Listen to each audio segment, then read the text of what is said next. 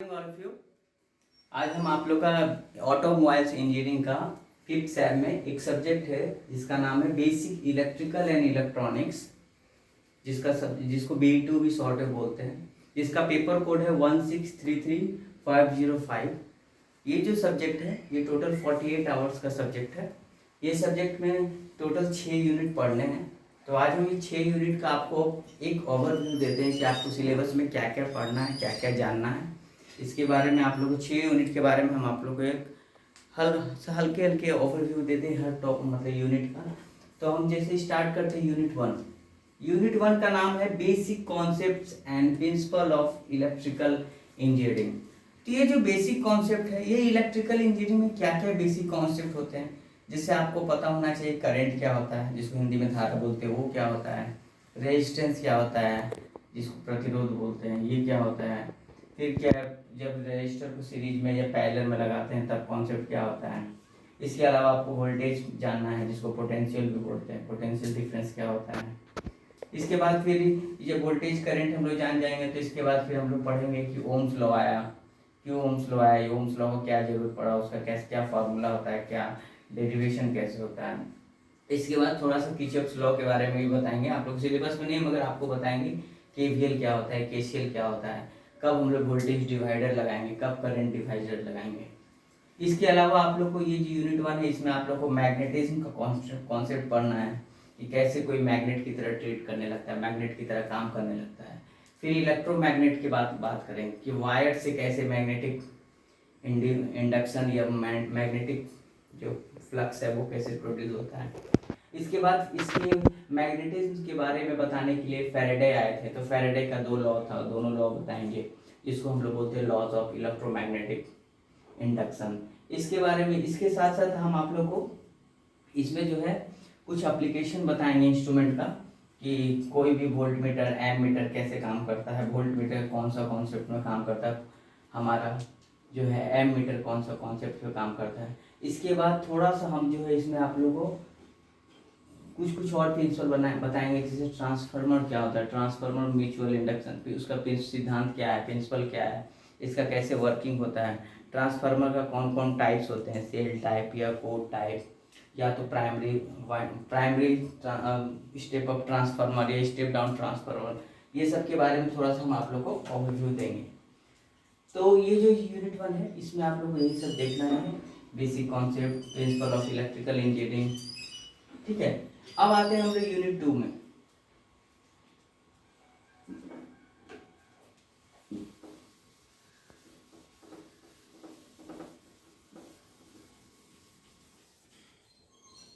ठीक है, जो आपका यूनिट 2 है जिसका नाम है इलेक्ट्रिकल मोटर्स एंड जनरेटर्स।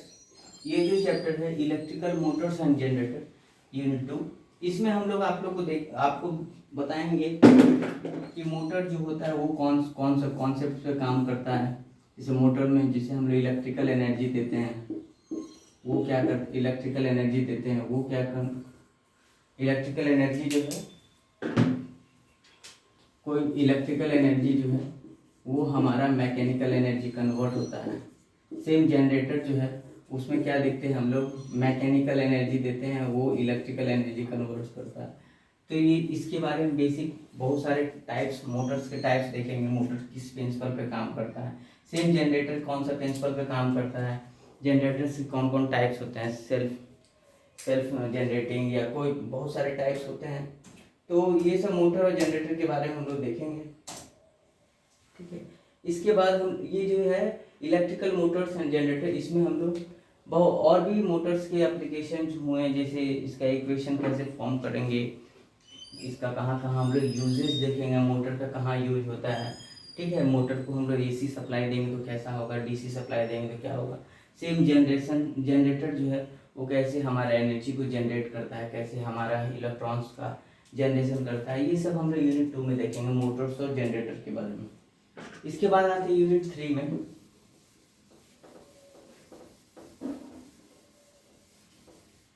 जो आपका यूनिट 3 है जिसका नाम है वायरिंग एंड लाइटनिंग सर्किट।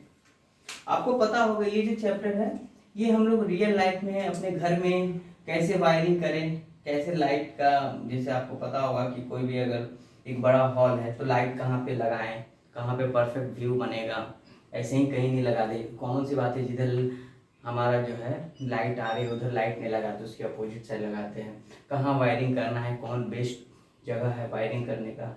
तो ये नॉर्मली हम लोग जैसे कोई भी एक इंस्टीट्यूट हुआ, कॉलेज हुआ या घर हुआ, इसमें कैसे वायरिंग करें, वायरिंग के बारे में जानेंगे। और कैसे हम लोग कहीं भी लाइटनिंग का सर्किट, जैसे कोई भी कंपनी है या अपना ही घर समझिए, आप नया घर बना रहे हैं तो कैसे वायरिंग करें, कहाँ पे हम लोग जो है कनेक्टर लगाएं, कहाँ पे हम लोग फैन लगाएं, ये सब का बारे में हम लोग इसमें देखेंगे। इसमें बहुत सारे पॉइंट्स आते हैं कि वायरिंग क्यों ज़रूरी होता है, वायरिंग का क्या ऐसा काम है कि वायरिंग हम लोग इतना एक इम्पॉर्टेंट है। तो इलेक्ट्रिकल में बहुत इंपॉर्टेंट है कि आपको वायरिंग और लाइटनिंग का कॉन्सेप्ट पता हो कि कब कौन कहाँ पे लाइट लगाना चाहिए, कहाँ पे वायरिंग करना चाहिए, कहाँ पे परफेक्ट है एमसीबी लगाने का, कहाँ पे हम लोग इन्वर्टर लगाने का। तो ये जो यूनिट है वायरिंग लाइटनिंग, इसमें हम लोग देखेंगे कि कैसे हम लोग वायरिंग और लाइटनिंग करते हैं। ये 3 जो यूनिट था, फर्स्ट सेकंड थर्ड, ये आपका इलेक्ट्रिकल इंजीनियरिंग का पार्ट था। ठीक है, अब हम लोग आते हैं इलेक्ट्रॉनिक्स इंजीनियरिंग में। इलेक्ट्रॉनिक्स इंजीनियरिंग में आप लोग का पहला जो है यूनिट 4, जिसमें आपको पढ़ना है बेसिक इलेक्ट्रॉनिक्स। तो ये जो बेसिक इलेक्ट्रॉनिक्स है, इसमें आप सबसे पहले हमारा जो इलेक्ट्रॉनिक्स का कॉन्सेप्ट है वो जो है सेमीकंडक्टर से आया था। तो यहाँ पे हम लोग सेमीकंडक्टर से स्टार्ट करेंगे। सेमीकंडक्टर जो होते हैं वो 2 टाइप्स के होते हैं। ठीक है, सेमीकंडक्टर 2 टाइप के होते हैं, पी टाइप एन टाइप। और उससे भी पहले हम लोग इंट्रिंसिक एंड एक्सट्रिंसिक का बात करेंगे। एक्सट्रिंसिक के अंदर 2 टाइप आते हैं, पी और एन टाइप। पी और एन जब मिलते हैं तो डायोड बनता है। जब एक पी टाइप सेमीकंडक्टर और एक एन टाइप सेमीकंडक्टर मिलते हैं तो एक डायोड बनता है। जब 2 डायोड को अल्टरनेटिव लगाते हैं तो ट्रांजिस्टर बनता है। फिर और इसमें हम लोग क्या देखेंगे कि हम लोग जब डायोड का यूज करते हैं तो डायोड का एप्लीकेशन, रेक्टिफायर्स क्या क्या होते हैं, रेक्टिफायर्स कौन कौन टाइप्स के होते हैं, half wave rectifier, whole wave rectifier, centre type या ब्रिज टाइप। सेम हमारा फिल्टर्स का क्यों यूज करते हैं, आपको पता होगा कि हमारे घर में जो कनेक्शन है, हमारे घर में जो है 220 वोल्ट आता है 50 हर्ट्ज की फ्रिक्वेंसी। ठीक है, इससे हम लोग कन्वर्ट करते हैं जो आउटपुट है वो 5 वोल्ट डीसी। हम लोग घर में आ रहा है एसी। एसी का मतलब होता है कि सिग्नल जो है वो क्या कंटिन्यूसली चेंज करता है, डीसी में एक कांस्टेंट रहता है। तो इसके बीच में जो है सबसे पहले रेक्टिफायर्स लगाते हैं। उसके बाद रेक्टिफायर्स लगाने के बाद जो है हम लोग जो है फिल्टर्स लगाते हैं। फिल्टर्स नॉर्मली कैपेसिटर को, इसको कंडेंसेटर भी हम लोग फैन में देखते हैं। उसके बाद हम लोग रेगुलेटर लगाते हैं। रेगुलेटर में हम लोग देखेंगे जेनर डायोड। ये सबसे पहला जो पॉइंट है, आपको कॉन्सेप्ट क्लियर होना चाहिए सेमीकंडक्टर का। क्या होता है सेमीकंडक्टर्स? ठीक है, सेमीकंडक्टर क्या होता है? सेमीकंडक्टर जो होते हैं ऐसे होते हैं जिसकी कंडक्टिविटी कंडक्टर से कम और इंसुलेटर से ज़्यादा, इसके बीच में सेमीकंडक्टर लाइक करता है। आप लोगों को थोड़ा बहुत आइडिया होगा, जिसके भी लास्ट में 4 इलेक्ट्रॉन्स होते हैं वो सेमीकंडक्टर की तरह ट्रीट करते हैं, कार्बन को छोड़ के।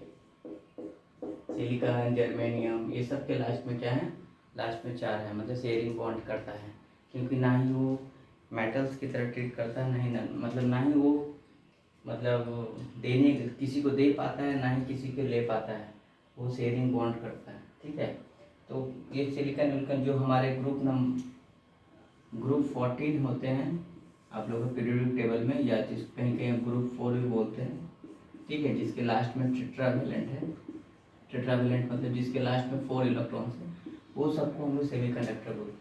तो जब आप पढ़ाई करोगे सेमीकंडक्टर के बारे में, तो सेमीकंडक्टर हमारे इंट्रिंसिक टाइप के होते हैं कि एक्सट्रिंसिक टाइप के होते हैं। इंट्रिंसिक मतलब इंटरनल बिहेवियर, उसका इंटरनल बिहेवियर के कारण उसमें करंट उत्पन्न होना। एक्सटर्नल मतलब होता है जो होता है उसको हम लोग डोपिंग बोलते हैं, मिलावट। तो मिलावट 2 टाइप का करते हैं हम लोग, एक पी टाइप एक एन टाइप। तो यही 2 टाइप हम लोग सेमीकंडक्टर पढ़ते हैं, पी टाइप एक एन टाइप। यही है, पी और एन जब मिलते हैं तो डायोड बनते हैं। तो डायोड का सिंबल्स देखेंगे, डायोड के बहुत सारे टाइप्स देखेंगे, उसकी प्रॉपर्टी देखेंगे, उसके एप्लीकेशन देखेंगे कि कहाँ रेगुलेटर में यूज होता है, कब वो हमारे रेक्टिफायर्स में यूज होता है। रेक्टिफायर्स जो होते हैं 2 टाइप के होते हैं, एक हाफ वेव रेक्टिफायर, एक फुल वेव रेक्टिफायर्स। ठीक है, इसके बाद फिल्टर्स के बारे में देखेंगे। फिल्टर सी फिल्टर्स क्या होते हैं, फिल्टर्स क्या होते हैं, एलसी फिल्टर क्या होते हैं। इसके बाद ये सब देखने के बाद हम लोग फिर डायोड, जब दो डायोड का कॉन्सेप्ट समझ गए कि पी और एन जब मिलता है तो डायोड बन जाता है, एक पी टाइप एक एन टाइप मिलता है तो डायोड बनता है। यही जब दो पी के बीच में एक एन या दो एन के बीच में एक पी आता है तो इसी को हम लोग ट्रांजिस्टर बोलते हैं। मतलब बोल सकते हैं कि दो डायोड पी और एन पी, दो डायोड को अगर साथ में मिला देंगे तो बन जाता है ट्रांजिस्टर। ठीक है, तो ट्रांजिस्टर के बारे में डिटेल पढ़ेंगे, इसका क्लासिफिकेशन पढ़ेंगे कि दो टाइप के ट्रांजिस्टर होते हैं, एक होते हैं बीजीटी और दूसरे होते हैं फेट। तो फेट आप लोग सिलेबस में नहीं है, बीजीटी, तो बीजीटी के बारे में बताएंगे। इसके बाद इसके बहुत सारे प्रॉपर्टी देखेंगे कि एनपीएन कब होता है, पीएनपी क्यों होता है, उसको कैसे बाइसिंग करते हैं, कैसे इसको हम लोग वर्किंग में लाते हैं, कैसे उसको एम्पलीफायर की तरह ट्रीट करते हैं, ये सब आप लोग को पढ़ना है। इसके बाद ट्रांजिस्टर पढ़ने के बाद हम लोग पावर इलेक्ट्रॉनिक्स में बात करेंगे। पावर इलेक्ट्रॉनिक्स वो ऐसे डिवाइस होते हैं जो हायर वोल्टेज पे भी काम करते हैं। क्या आपको थोड़ा बहुत आइडिया होगा तो पता होना चाहिए कि इलेक्ट्रॉनिक जो होते हैं लोअर वोल्टेज पे ही काम करते हैं। इसी का एक हायर मतलब एप्लीकेशन है जिसको हम लोग बोलते हैं पावर इलेक्ट्रॉनिक्स, जिसमें हम लोग हायर वोल्टेज पे भी वर्क करवाते हैं। ठीक है, उसमें हम लोग पढ़ेंगे ट्राइक, SCR, ठीक है, डाइक, ये सब पढ़ेंगे। ठीक है, LASCR,